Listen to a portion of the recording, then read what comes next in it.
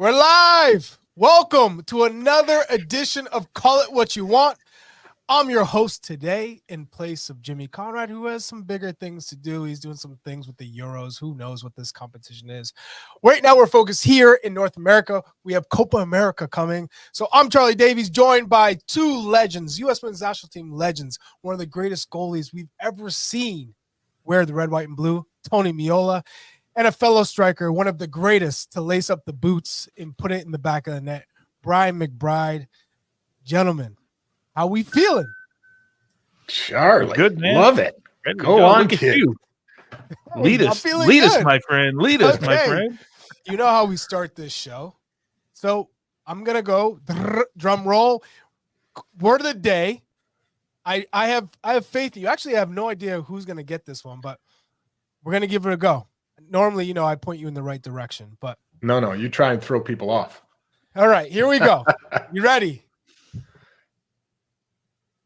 Tony Cruz, Andrea Pirlo, Xavi, midfield maestros, who almost appeared to have a bird's eye view of the field when they were playing. Today's word describes this type of string-pulling midfielder. Chirito. Here are your clues. Former England, Tottenham, and Barcelona striker and now pundit Gary Lineker ended his playing career in this country. Japan. Woo! Big pride! Man, you threw the big one out right away. Wow. Incredible. Got it. Done. Chirito. Steal. All right. So Well I'm gonna add that to my collection of wins, even though I'm not playing against you, Charlie. Hey, you should, because that was incredible. I'm not even gonna lie. What an impressive guess. All right, so let's start the conversation around Americans abroad coaching carousel grades. All right, so let's grade some of the coaches that we've seen who will be coaching, most likely our players, and we'll start with AC Milan and hiring Paulo Fonseca. I know, Tony, this is a club close to you. How do you feel about Fonseca? One, just being the hire, following in Pioli's footsteps. Do you think this is an upgrade? Do you think this is meets the level of expectation at Milan, or is this a little bit underwhelming? And how do you think that looks for a player like Christian Pulisic and USMNT Musah in particular? Well, just about Fonseca in general, right? He's not sort of the sexy hire. He's not the guy that everyone looks at and just goes, wow, that's the big name we were looking for. But if you look at the way that he wants to interpret the game, and I read something the other day about his influences. Pep Guardiola was one of them, and Maurizio Sarri was the other guy. So it leads you to believe right away that it's a guy that wants the ball. But he also adds in that he loves the high press. So when I think about, look, I don't think Christian Pulisic's going to have a problem with whoever comes into the club, because I think he established himself this year as a guy that week in and week out, you're going to look to put him on the team sheet. USMNT Musah was the guy, and although I think Eunice had a good year at Milan, didn't start nearly as many games, but I think he played in quite a few games this year. The pressing part of the way Paulo Fonseca wants to play might benefit USMNT Musah if they utilize him the right way. So from a Milan standpoint, I say this about managers all the time, and I think I've said it to you, on various shows.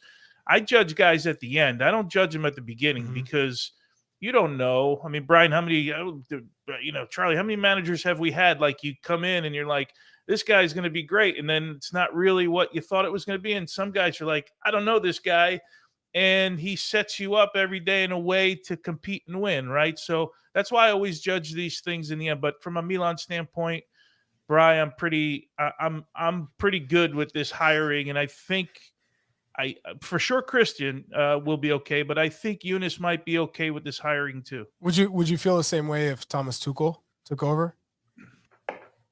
Given the prior history with Christian? No, because he doesn't like Christian, I don't think, to begin with. So we'll start there. But I still think in Christian's case, he did more than enough this year for whichever manager comes in to give him a foot in the door, if you will, to start. Yeah, I couldn't agree more with you. Brian, what are your thoughts on the hire? Yeah, I agree with Tony. And I think when you look at the body of work that Christian put in and the fact that he was able to stay healthy all season, it leads me to think that everybody's got to be thinking that it's his job to lose. But anytime a new manager comes in, there are always things that managers want to tweak. I think the difference at AC Milan is when you move into that position, you understand there's still not going to be a lot of money. So it's not like he can go out and purchase, some big name.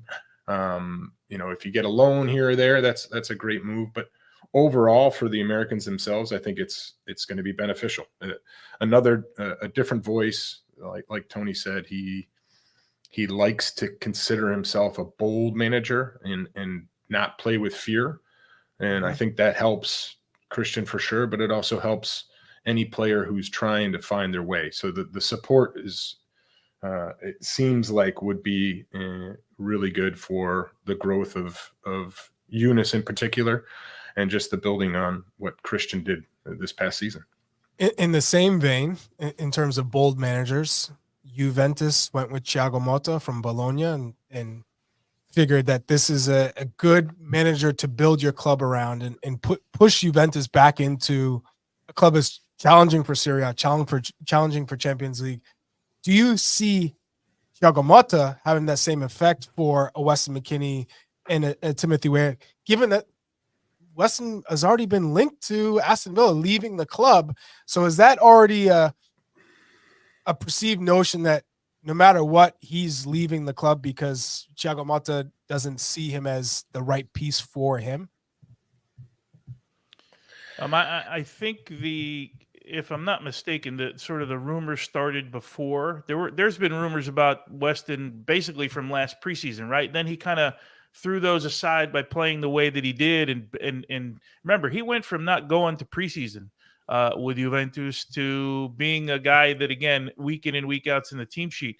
I think he would be attractive in England, even though it didn't go well at Leeds. I still think there's qualities to his game that would benefit an English side. I don't know. When I look at Aston Villa, the one guy that I'm a big Yuri Tielemans fan. I was a Leicester fan. That was my Premier League club. And now he's at Aston Villa. Like, you're going to have to displace a guy like that at Villa. The one thing I like about Juventus for Weston, and I was at Coppa Italia at the final, and I realized then, like, I knew, but I think I forgot for a little bit how massive the club really is in Italy. Like, they are the team in Italy. So you're basically going to assure yourself year in and year out of playing Champions League football. You're going to assure yourself year in and year out of competing for a Scudetto. If you don't get points deducted like they had points deducted. And he embedded himself in there to the point where we expected when we turned on the TV, just like Christian and Milan, that he would be in the starting lineup. I think we all kind of tuned into Juventus and said, hey, he's going to be there. What's Timothy Weah doing this week, right? Is he going to get some minutes? Is he not going to get some minutes? And if you remember the beginning of the year, Timothy Weah was the starter at the beginning of the season for Juventus. Yes. And Weston McKennie was coming in as a wing back. They were substituting in for each other. And then, of course, things changed. But Thiago Motta, he's one of the hottest managers on the planet right now, and one of the guys that everyone wants. And another exciting young, we were joking before we got on air, Bride, the managers, at some point, they're going to be half our age. We're going to hire a guy that's half our age right now. It's pretty close right now. You're right, Tone. This is age discrimination at its finest. When I'm looking at that graphic there that we just had up, Weston McKennie had 10 assists. 10 assists at Juve, a club like Juve, right? He had a massive influence, and he played his way into the team. Sure, preseason was a big what if, is he going to be going to this club or this club? But certainly not a future at Juve. But he played his way into the team, and not only that, he played centrally and became one of the most important players. You see the 10 assists, but we're not seeing that translation in terms of the U.S. men's national team. We don't see him have that same sort of impact on the ball, creating as he does with his club. where is that disconnect? I don't know if it's so much a disconnect, Charlie, as the teams that we just played didn't really suit him to have that influence. He had 2 quiet games, but still worked really hard in those games. And that's the thing that always stands out to me is Weston has this ability to take over the game if he wants to. I used to joke, I would joke about, hey, I hope someone kicks Weston pretty early in the game and it switches him on and gets him ready to put his stamp on the match. So if we see a very interested Weston McKennie, I think you'll start seeing that influence moving forward. And there's a part of, when I look at Weston, there's a part of him that it almost like he needs people to need him. Right. And, this season coming into Juventus, like you guys talked about, a lot of people thought he wasn't going to see the field very much. They tried to find a different club for him. There wasn't really the suitor that either of them wanted. And he goes out and says, you know what, I'm going to show people that I belong here. And that's the type of Weston that we want to see continuously. And if you see that, you're going to see not only the influence, and maybe not on the assist side, but the surprising part for me is he can score goals, and he likes to make the penalty area late. And so he has, as you can see, the assists and the play, not necessarily playmaking, but finding the right pass at the right time. But he also has goals in him, and he's a threat on set pieces. And I think we need to use him more in that area. I think we were all players that wanted coaches and clubs to want us, right? To need us, to feel needed. So I can vibe with that.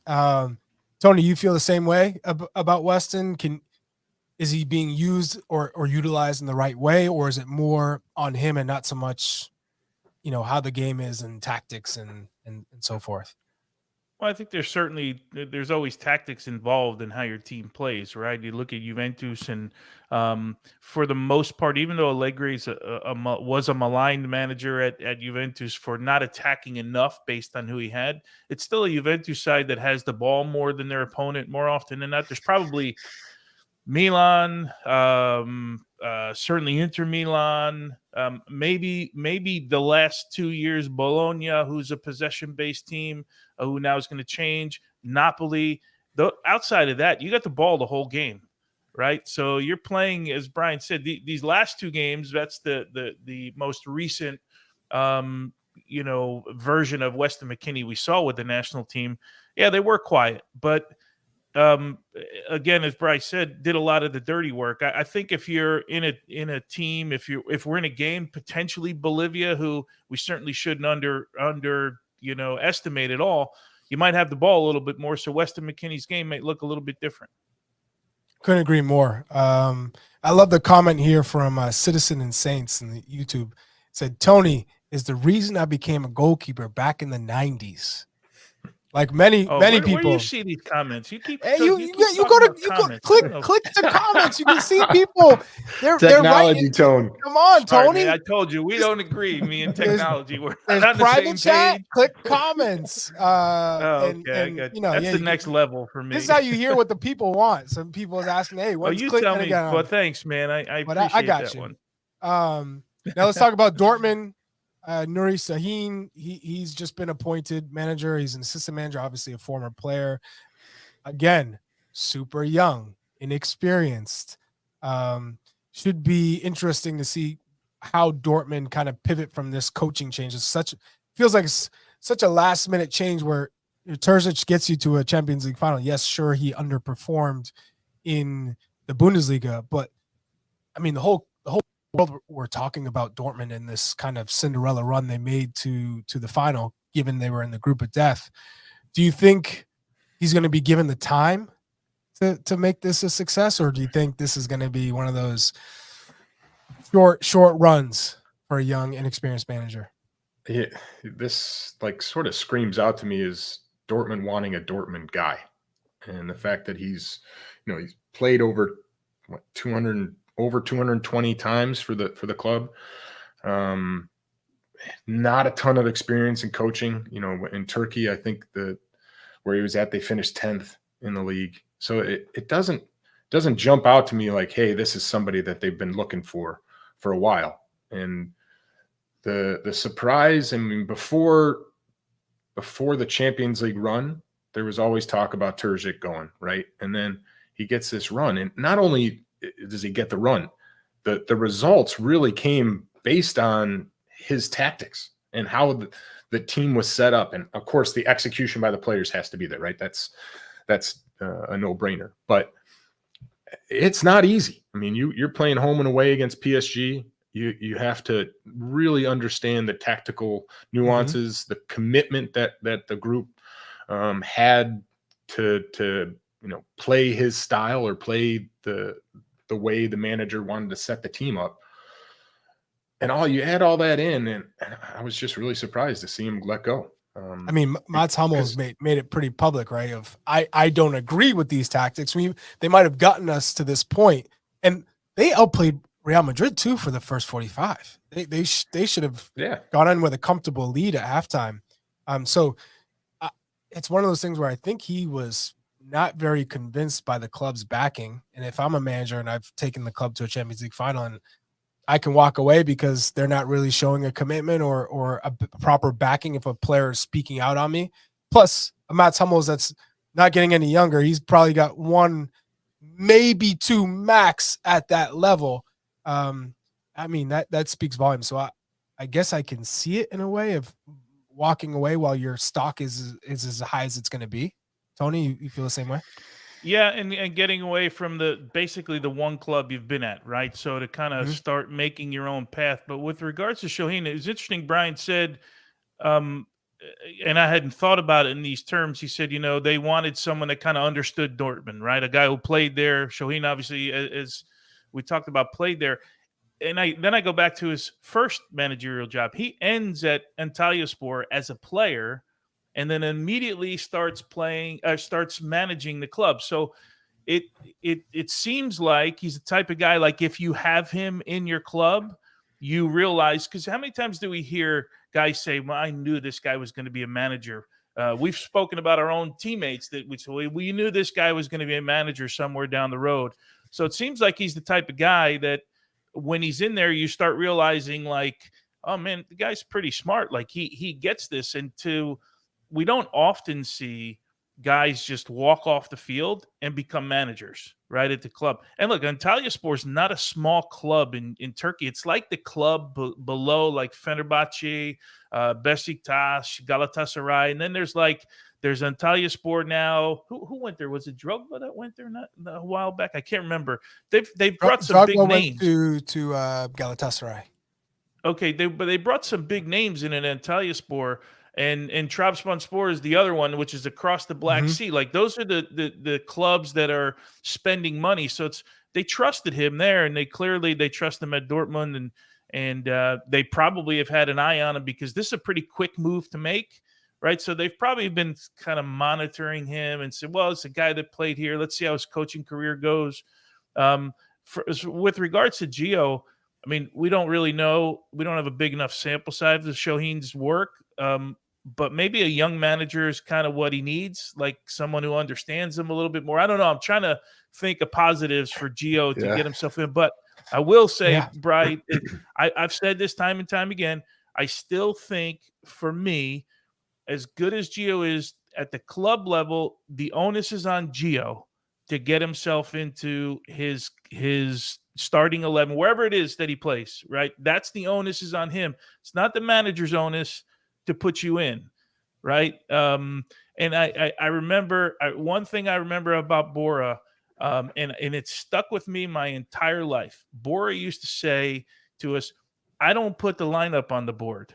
You put the lineup on the board. He goes, I just write the names down, right? And then you think about it, you're like, well, yeah, he's kind of right. Like we put the lineup on the board, not him. But Tony, what I mean? we've been playing for managers who no matter what, whether it's a contract dispute, whether it's the sporting director trying to send a message, disagreements with agents, maybe it's a disagreement with how you maybe addressed him in practice or you disagreed with him in practice. there are so many things that can prevent you from being in a starting 11, no matter how well you train or how well you play. So the coaches can kind of use it any way they want. You're making excuses now, right? You don't think this is on Gio to be one of the best 11 guys week in and week out in training and to get on the field? I 100% would tell you if this happened just with this one club and this one manager, then I would say, yeah, okay. It's not Gio. It's everything else. You can make an excuse. But everywhere he goes, or no matter which coach it is, there's something there. So it is on Gio at the end of the day. It's on Gio to be healthy, to stay consistent in practice, to train as hard as you train like you play. It's what I tell my kids now at 8 years old. When you play the same way in training that you would in a game. Focused, the intensity, the tempo. And so at one point, you got to look yourself in the mirror and go, why am I not playing? Why am I not in the squad? Why am I not getting all the playing time? So that's my point. It's a theme now. It's not just a one-time thing. So you're 100% in that case. Your guy is right with that comment. Yeah, the one thing that we have seen. So he did coach Haji Wright, and Haji had 16 goals. Then he makes a move. They brought in Bukska from New England, who you're very familiar with there, Charlie, and he scored goals for him. So he likes a big center forward. So Füllkrug's going to fit in that setup. And maybe they're looking at that as, okay, he knows the Dortmund way. With the staff and the players that we have here, it becomes a good fit. And now it is all about whether or not Gio can sort of open his eyes, and Shaheen can bring Gio back into this group and get the best out of Gio, because we all know Gio is super talented, but to your point, Charlie, he needs to be training every day. He needs to be on the field with his teammates and putting in the effort, because if all that happens, you can see Gio making the next step, but it's always a big if. Well, there's just a lot of connections with Nuri Shaheen, because yes, played for Klopp, Mourinho, credits Klopp as his biggest influence, had coached Haji Wright, was super close with Christian Pulisic at their time in Dortmund. So you could see that he probably has some understandings and some close connections to get maybe a better picture of Gio.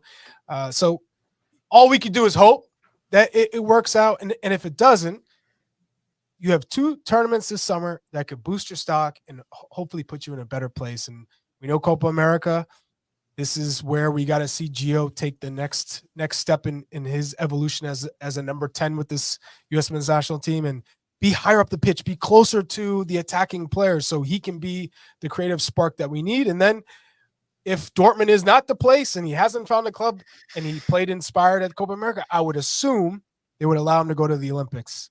And I know he would like to play in the Olympics. Who would turn down that opportunity? So that could be 2 awesome spots for him. And then, the last coach is Johannes Hoftorp at Norwich. Josh Sargent is there. He's kind of made it a home. I'd also like to see Josh Sargent take another step, but the grass is not always greener on the other side. So maybe one more season at Norwich, producing at the rate he does, and we may see him get another move to a first division. And it doesn't necessarily have to be in England. He could go back to Bundesliga, go to La Liga, Liga, something that I think would allow him to continue to develop. What do you guys think? I think it's another 35-year-old. That's what I think, Bri. Another 35-year-old manager. You don't have a big sample size. He was at Nordsjælland, which is obviously a big club in their own way, and hopefully it works out for Josh. Another guy though that at least put himself in the conversation for when a new manager to come in to think his way based on what he did last year. Well, we're going to get to a lot more. I see everybody in the chat going crazy. I love it. This is the conversation we want to have. We're going to take a break right now. But on the other side, more transfer news, and we're going to get into our Copa America debutants, the top 10 stars that are making their first time appearance in Copa America. Don't go anywhere. Football action continues. Are you ready for this? Ready to take chances? As the gridiron is taken over by the Great White North. It's time to storm the fortress. It's time to fight on the battlefield. Catch the Canadian Football League on CBS Sports Network. Welcome back to Call It What You Want. I'm with my guys, Tony Meola and Brian McBride. This is the little U.S. men's national team trio. And like I said before the break, we're going to still touch on some of the transfer news here. And in particular, I know Tony loves this. We're going to talk about Fabian Hürlezer, 31 years old, appointed the Brighton manager. He's American-born, right? It's spent a lot of time in Germany, but American-born. He is 7 years younger than James Milner. That's your manager. Tony, what do you think? They're 31 years old. Yeah, it's incredible. He's a little bit older than my oldest son. Yeah, look, again, I think he's forgotten more than you know.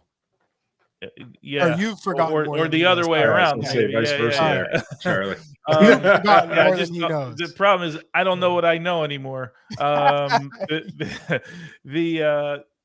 look, I think this is a trend, right? You got new exciting managers. I think that's where world football is. The days of, we play attacking at home and we pack it in and park the bus on the road. Like, those days are gone.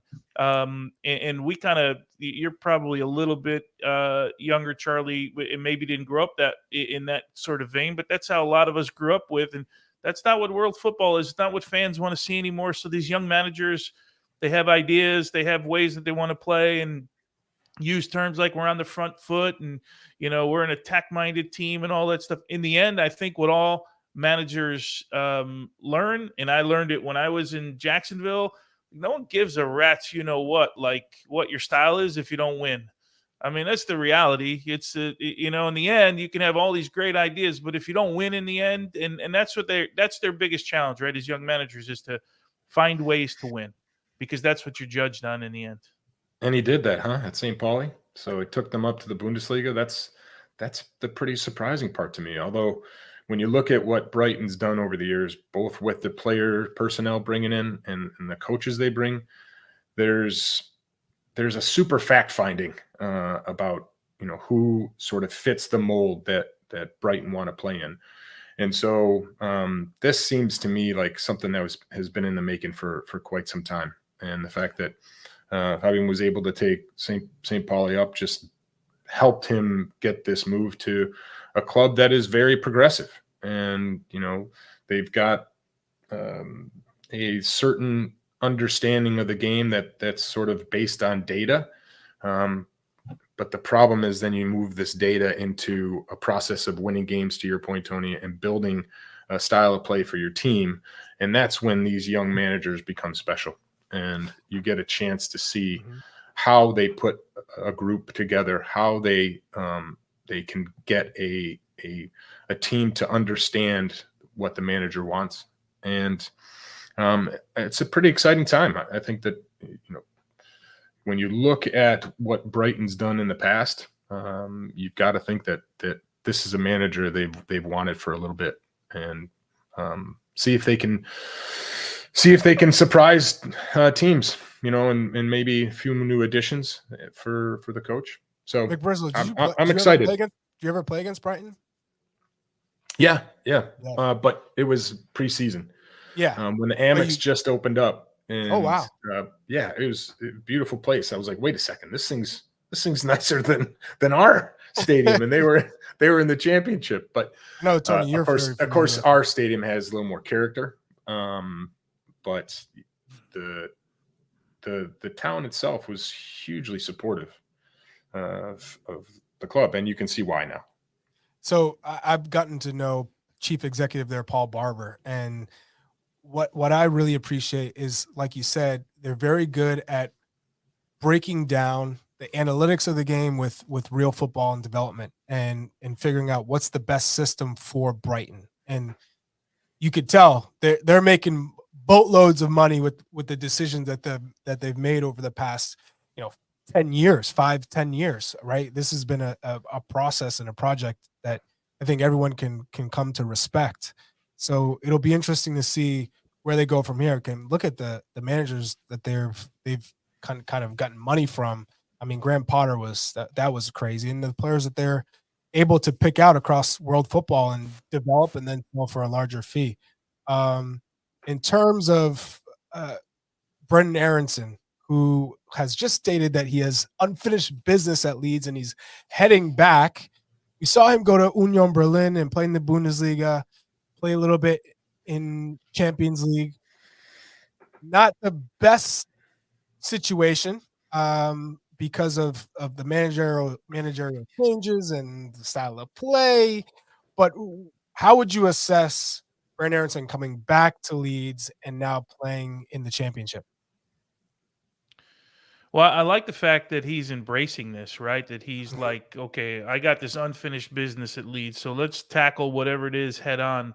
And I also like the fact in a lot of ways that this is sort of independent of Jesse Marsch and bringing him there. Now, you remember, he did come there when Jesse Marsch was there, but if you remember, everyone looked at this as a Jesse Marsch hire. This was a Bielsa finding, if you will, right? Bielsa was the guy that first talked about him before he went. But of course it looked like it was you're going there because of Jesse, but they had identified him. So I like that there's this complete separation now, and Brendan Aaronson is going to go there and hopefully, get right back to business. It started brightly for him at Leeds, and then Yes, it kind of, it waned a little bit for a little while. Then it was a little bit of a downslope, and maybe that's just the challenge of, right, Brian would know better than anyone, playing in the Premier League and playing at that level. And sometimes your first time around, the excitement is up here, and then you realize the grind, and then the grind gets you a little bit, and you go this way. So you learn from all of those things, and hopefully this time around is looks a little bit better for him. Yeah. I mean, unfinished business, it's a proposition to get them back to the Premier League, right, Brian? It's much easier said than done, but at least, if he's coming back to the club, they must have told him that he's going to have a part to play.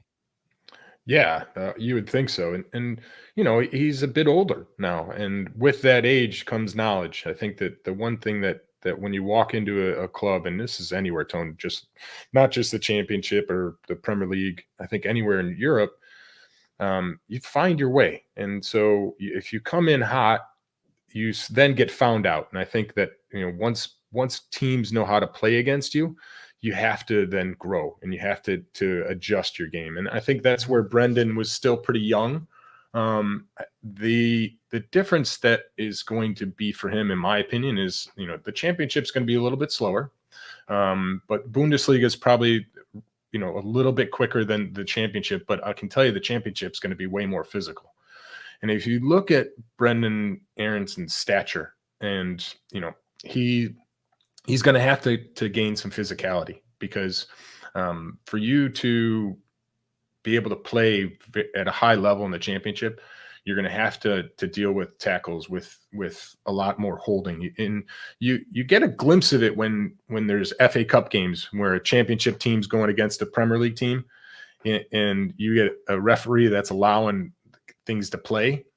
It sometimes gets frustrating for the better players. So for me, the next addition for Brendan, or the next growth part for Brendan, is going to be the physical side, and also just a little bit more composure, because I think sometimes he plays at a very, very high speed, and it almost looks sporadic rather than, understanding what you're going to be doing with the ball, 2 plays ahead of time. So you understand your options, and if you add that to his game, because he's got an incredible work rate. He has a good ability to make the final pass. Adding in goals is something I think he needs to do as a more attacking midfielder. But I'm excited for him. I mean, it's going to be a different challenge than the first time around because they're in the championship.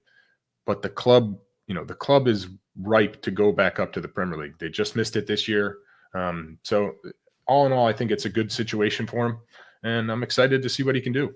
And to go off that, I think playing for Union Berlin, they were in the relegation battle for most of the year. So he got a sense of having that in the Premier League and in the Bundesliga. One worked out, one didn't, but he's coming back to Leeds, I think, a much more tested professional.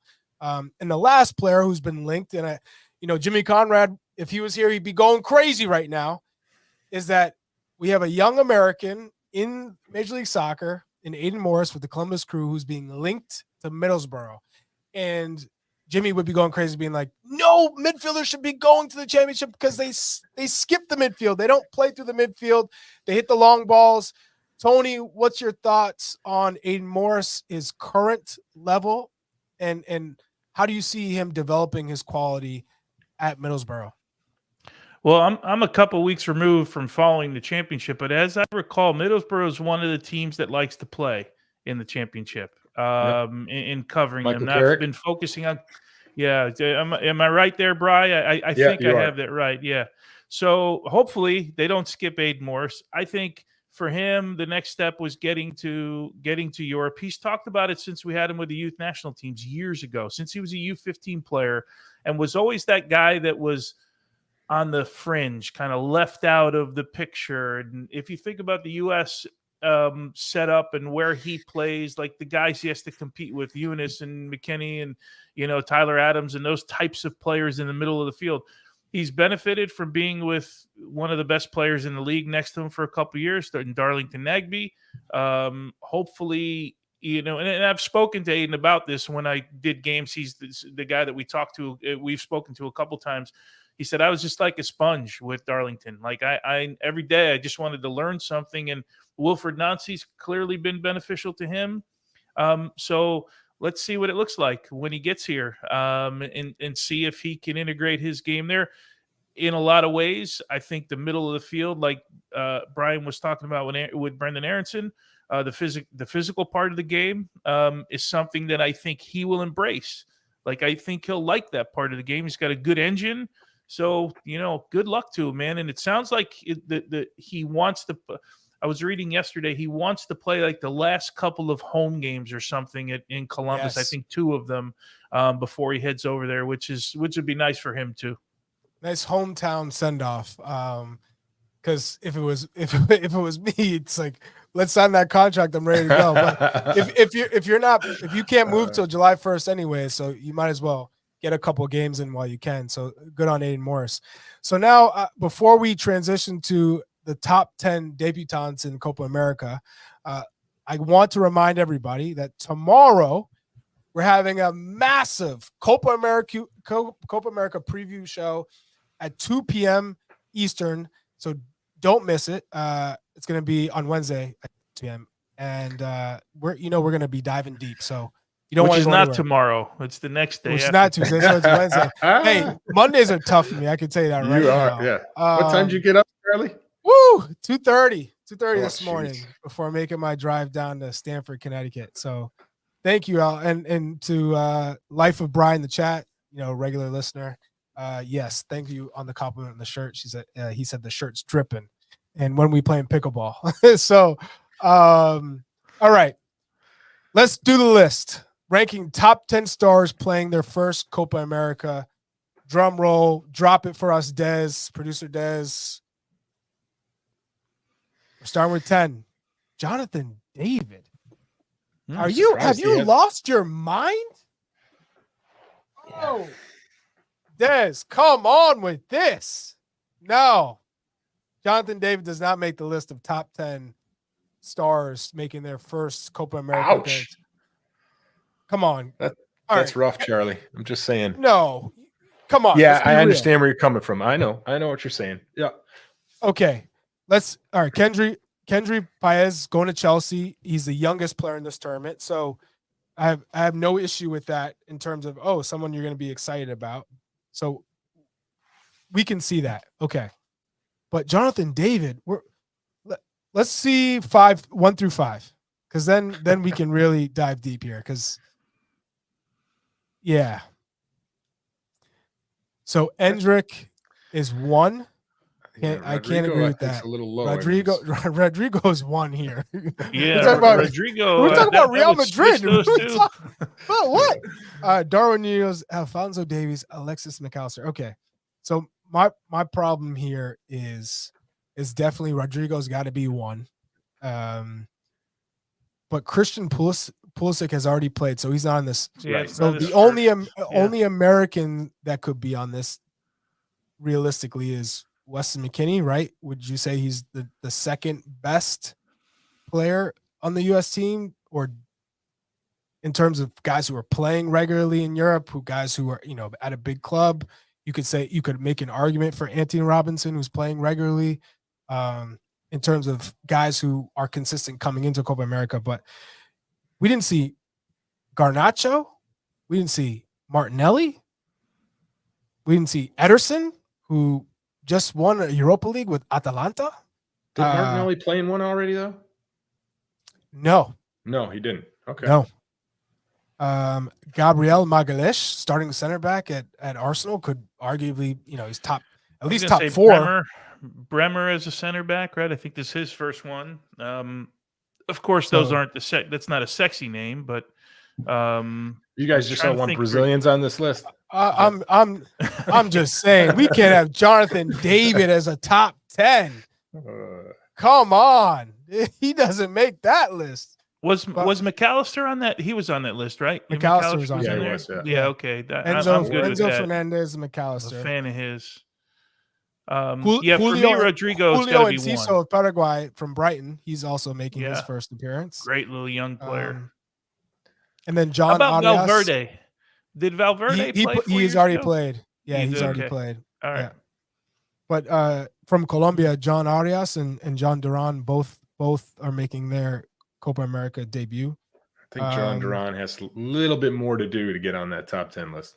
I agree. Certainly talent-wise, he could be there, but he's Manuel. Chelsea wants him, Bry. Premier League. Yeah, I know Chelsea wants him, and they're willing to pay. Chelsea wants everybody, Tone. Hey, I'll throw in Facundo Pellistri, who was at Manchester United, right? Yeah, known to La Liga, and then Manuel Ugarte at PSG, another Uruguay player who you could argue to be in that top 10. So yeah, I mean there are a number of big players in Copa America. I think that's what we're getting to. We're making their debut in the tournament, but come on, guys, with that list.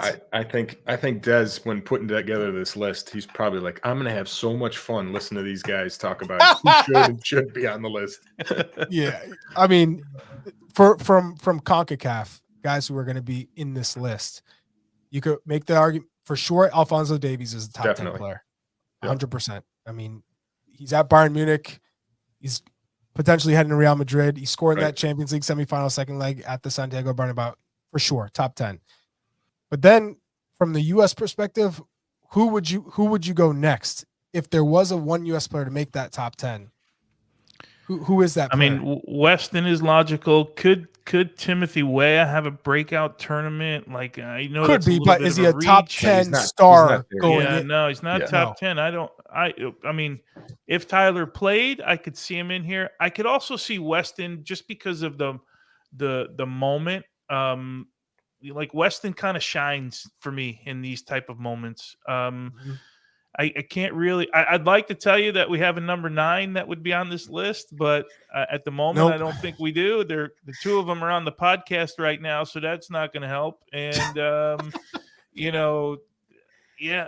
Weston would be the guy, right? I mean, I'm just thinking, like, I want to see. You could make an argument for Anthony Robinson, I guess, because Anthony Robinson. That's a good one. Yeah, that's a good one. Top 5 for backs with interceptions across all the top 5 European leagues. Consistent, playing at Fulham, Manchester City are interested, Milan are interested. So that's one player that you say, okay, as in terms of left backs in the tournament, probably going to be one of the standouts. So yeah, I mean, this list got me fired up. Come on, Des. Is there someone that we're missing? I would just No. say that. I would just say the order has to Yeah. drastically change. Why do you hate Jonathan David so much? I don't hate him. I saw that at in the all. comments. I just clicked on, so Yeah, I learned now. See, now here we go. Stirring the pot, Tone. I love it. No, we've seen Jonathan David for the past 4 years kind of be at the same level, and he had one incredible season at Lille, and we haven't seen anything come from it, right? And there are his name is always linked to all these clubs, but they're not willing to pull the trigger because there's something missing from his game. And what is that thing missing from his game? I think it's the influence. Like he's not super fast, right? So he's not quick, he's not fast. He's smart with his movement and he's a pretty good finisher, but he's not creating his own chances. The way he kind of moves, it's kind of all the same pace. For me, I don't know if it's convincing enough at those levels. I think he's almost playing where he should be at, in my opinion. And you're not going to sign him for Milan or a Bayern Munich or a Dortmund and go, this is the guy we can depend on to score 20 goals a season.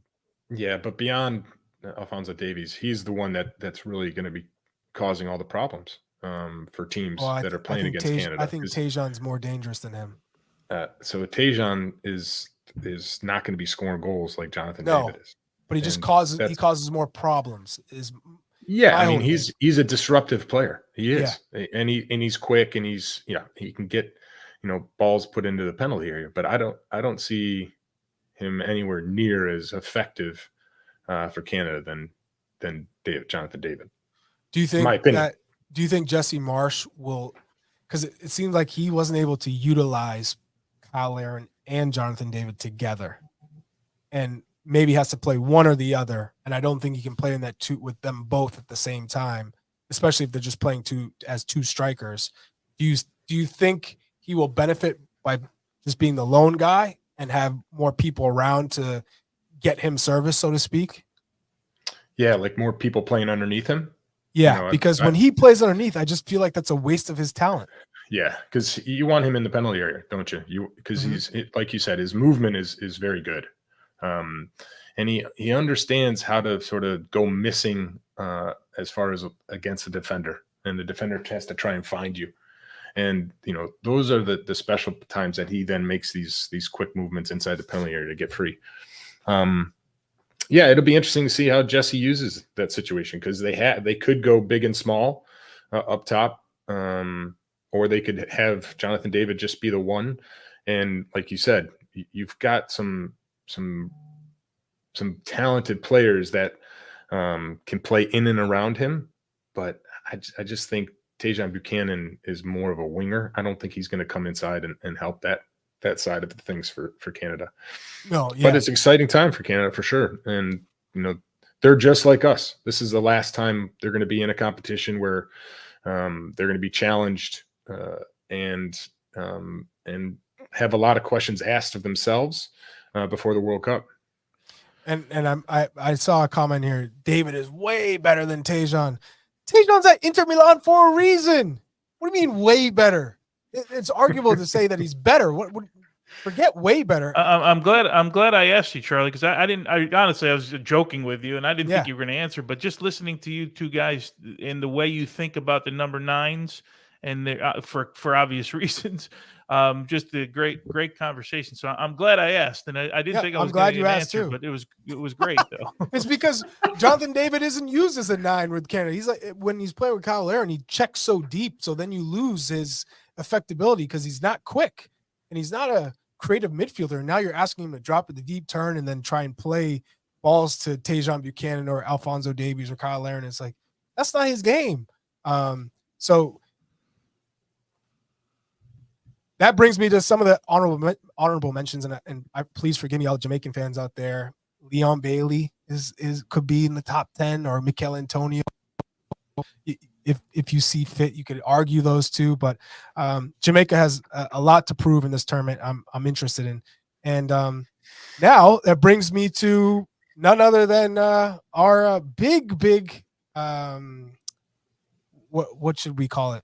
Our most versatile player. It's a sponsored segment. So just so everyone knows, this is big time here. We're talking about someone who can be the most versatile player for Viore.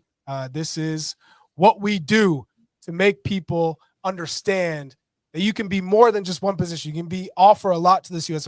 national team. So the most versatile performance is presented by Viore, a new perspective on a performance apparel.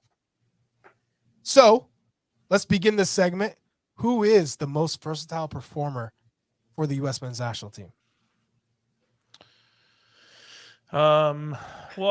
First name that comes to mind is Weston McKennie, is the most versatile player. The next name that comes to mind, just based on his club season, would be Chris Richards, because, right, he played as a number 6 at Crystal Palace for a little bit before moving back into the back line, but that was through injury at the club.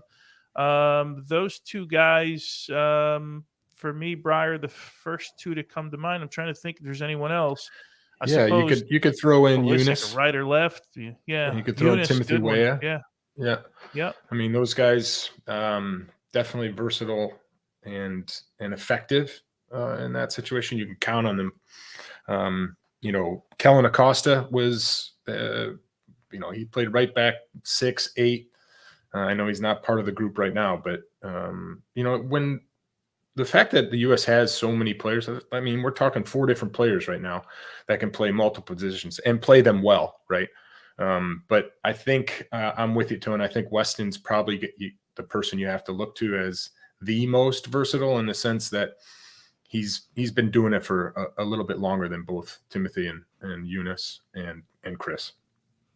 And remember, winter preseason, sorry, Charlie, in Schalke a couple years ago, they used him as a center forward at Schalke. So they end up not doing it, but they experimented with him as a center forward. They were trying to find something that season, Tony. Unfortunately, they didn't find it. Played as a center back there as well. So he's one of those guys, man. You go, hey, Weston, we got 3 guys hurt today. You got to go play left wing or whatever. He's like, okay, I'll do it, and he'll figure it out. Give him a couple minutes, he'll figure it out. Yeah, on anywhere on either side of the pitch, and Timothy Weah, I think impact-wise can play right wing back, right back, left back. We've seen him do that with Lille, but I don't think you can go wrong with either answer, to be honest. Both players can do a great job in fitting in, and which player offers more in their preferred position. I think at this point, considering Serginho Dest is out, probably Timothy Weah, because you need pace. If you don't have pace, you're kind of cooked in this competition. Or you have to modify your group, right? Like we saw against Brazil, where Gio actually did more defensive work than I've ever seen him, helping Joe out and covering, making sure that they were doubling up down there to play against Vinny Jr. So, but yeah, it's definitely a concern. Well, there you have it. Most versatile performance is presented by Viore, a new perspective on performance apparel. Thank you so much in joining us for this live segment of Call It What You Want. When we come back, it's another break. So I love these breaks. When we come back, we will be closing out the show with another topic that you are both familiar with, Kickin It, which is Brian McBride. You're our next guest on the show. Oh, yeah. Hey. Let's go. I just saw Tony's. Tony, I just watched yours, man. It was really good. Oh, thanks, man. Yeah, Tony was phenomenal. Tony was phenomenal. It was a good conversation. And Brian, we had some good laughs. It was an awesome conversation. It was fun. So let's take that break, Des. We'll be back. Football action continues. Are you ready for this? Ready to take chances? As the gridiron is taken over by the Great White North. It's time to storm the fortress.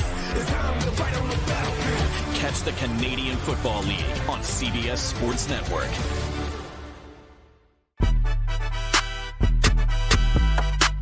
How did you compare playing for the national team and those moments versus playing for Fulham?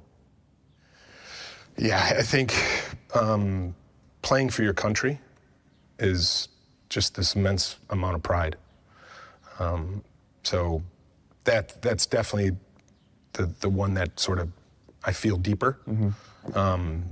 But the relationships I was able to make at Fulham, whether it was front office, the owner, or the fans, that was really unique. What I'll say is, I had some good times at Fulham together with Brian. He was like a big brother to me over there. Him and Bocanegra, especially when I first came over there. You know, whether it was on the pitch or going to each other's houses for like holidays and stuff like that. But it's more along the lines of just like, keep going, keep your head up. Like, because when I went over there, I was kind of like, thought I was something special. And then it's like you go from being a starter to being on the bench and not really playing that much, coming on as a sub. But just having guys that have been through it and telling you to keep going really meant a lot to me and kind of helped me in my progression as a player at Fulham. So I always appreciate that, man. Clint got the shaft. How do you mean? So every coach, he would have to prove himself. And he'd prove himself, and he'd get the starting time, and then a new coach would come in, and he'd be moved to the bench again. And that was really hard for him.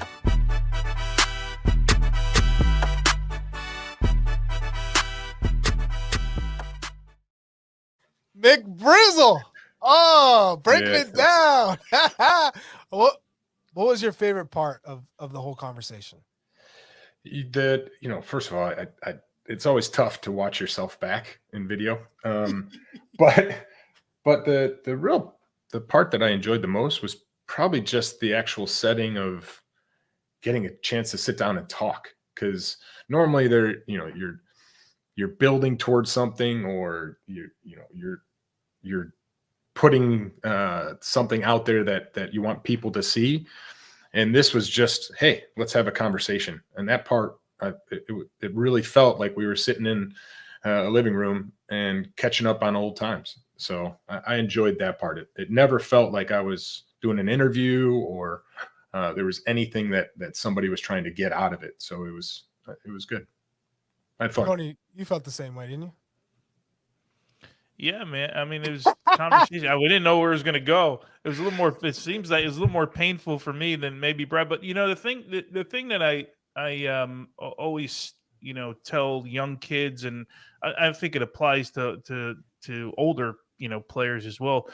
Leave an impression. When you leave an impression someplace, that's always special to me, right? Like you, Brad. You ingrained yourself in the community. I saw something.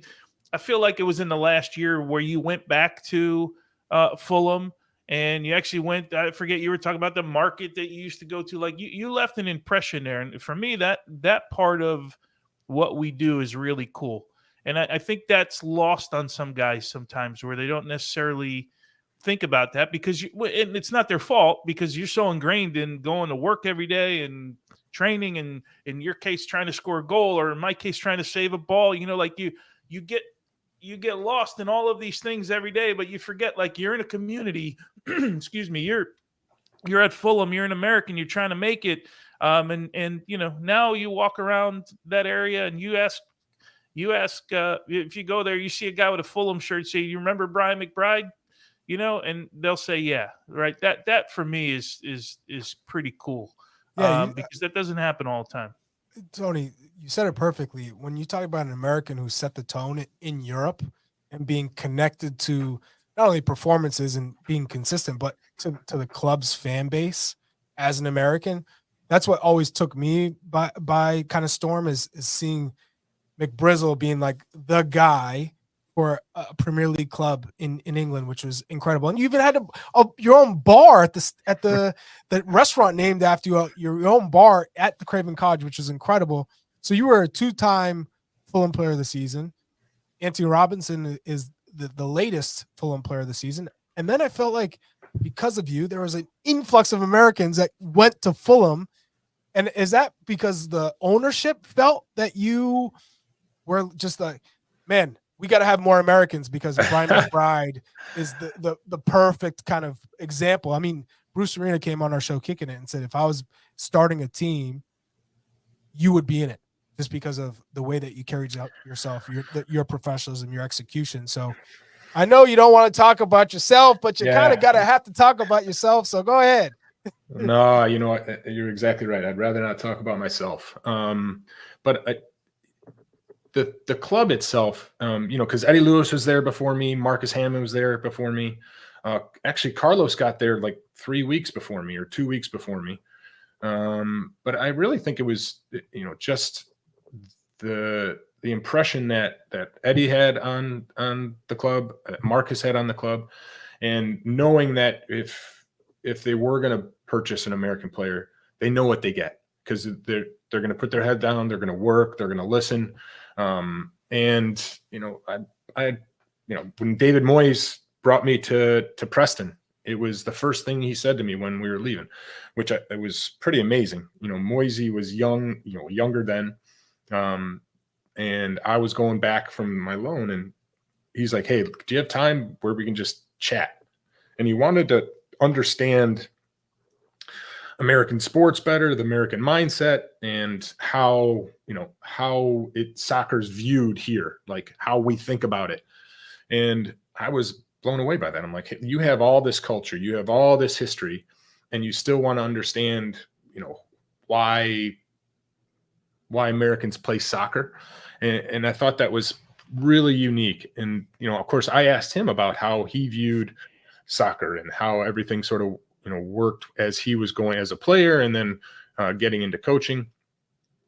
And I think there's an immediate respect level we have as Americans to people who have grown up in a European setting, because, it's not something that you gradually grow into. It's something that is embedded in you from a very young age, right? Even if you're not playing soccer in Europe, you still have this generational knowledge and influence that you have from parents or friends and just people that around you have. And since American soccer is so young still, that part, I think the Americans go there and have this respect and know they need to put their head down and they know they need to work hard. And I think that sort of meshes together to make sure that they fit in, or they can have an impact at whatever club they're at. Does it work all the time? No, but at least there's this mindset and this effort and understanding for as we go overseas. Well, I give you a lot of credit, and you can catch that episode tomorrow night, June 18th, Tuesday at 8 p.m. We can hear all about Brian McBride's incredible memories and the history that you created for a lot of the youngsters today. I mean, any American fan basically that's a Fulham fan is because of you. So it's a pretty impressive. Plus, you were my Olympic teammate. Gotta give Los and Clint some credit. Especially Clint. Clint came after you. Los was an incredible captain for the US men's national team when I was playing. So I'll always have love for Carlos. But I want to make sure everyone keep an eye out on the Call It What You Want podcast feed and the Golazo America YouTube channel, which is brand new, for our big Copa America preview later this week, which is Wednesday. Thank you, Tony. You guys, I feel like, man, this has been a solid show. I like hosting. I'm not going to lie. Appreciate all the comments too. There's a lot. Brian, you made the comment about Shaq Moore being the best 1v1 defender, and I can see in the comments going crazy that Shaq actually wasn't bad coming in as a substitute to defend against Brazil. How'd you feel his performance was? I thought it was yeah, I thought it was a short performance, and you expect a player to come on and be ready and up to the speed of the game. That's the hardest part, especially as a right back. And of course, Vinny Jr. and Rodrigo actually came over there a little bit more in the second half. And I thought he did well, but I mean, it wasn't a ton of minutes. So it's not like, you get a full view and understanding, but I feel like that's his value. Any player that comes in as a sub, you have to make sure that you're mentally prepared. You don't make a mistake that ends up costing you the match. And then you build on that to be able to have influence if you're a defender, because that first and foremost, you're coming in to put out fires. not to worry about the other end. The other end comes when you have everything stabilized. Well, his summer is made because he switched jerseys with Vinny Jr. after that Brazilian match. So he doesn't need to play another minute. He is good. He's golden. Thank you, Greg Berhalter. Thank you, U.S. Soccer. I am good. That he's A-okay. Any final thoughts from you guys? As we wrap this show up? The whole conversation, I know we got to go, but this whole conversation about being a sub is so foreign to me. Like listening to Brian talk about coming off the bench, and because I never really was in this position. Like if I ever came, I don't know if I ever something that wasn't scheduled, like goalkeeper's going to play one half, you're going to play the second half. So you're mentally. I don't know that I've ever. I'm trying to think if I ever like came on as a sub because someone was playing poorly, or it just actually, but the conversation is like foreign to me. Like I don't as a have field that player experience. to goal player. Yeah, like I don't get yeah. like, hey Charlie, you stink today. I'm taking you out. McBride, you go in. Like yeah, you're like, how do you get ready? How do you get in the game? And like I don't have. Yeah, you're not getting pulled. It's either you're starting or you're not starting. Yeah, so the conversation's so above my head of how you would prepare or what it feels like. It's kind of weird just listening to you talk. But anyway, I know it's off topic, but it just made me think a little bit, and that's dangerous when I start thinking a little bit. I love that type of final talk. What about you, McBride? Any final thoughts? No, I'm just I'm looking forward to Copa America starting up. Let's get this thing going. Let's get this thing going. So make sure to follow, call it what you want, wherever you get your podcasts, and take you a few seconds to leave us a rating, 5 stars from me as your host. And if you're on Apple Podcasts, a review, and catch us on the CBS Sports Golazo Network. Make sure to join us next week, live on YouTube, Monday, 11 a.m. Eastern, because the next show that you're going to see on Wednesday is going to be on CBS Sports Network. So that's it, folks. Fantastic show. Call what you want. I was joined by 2 legends, icons, 2 guys that inspired me. So appreciate you both, McBrizzle and Meola. And that's all, folks.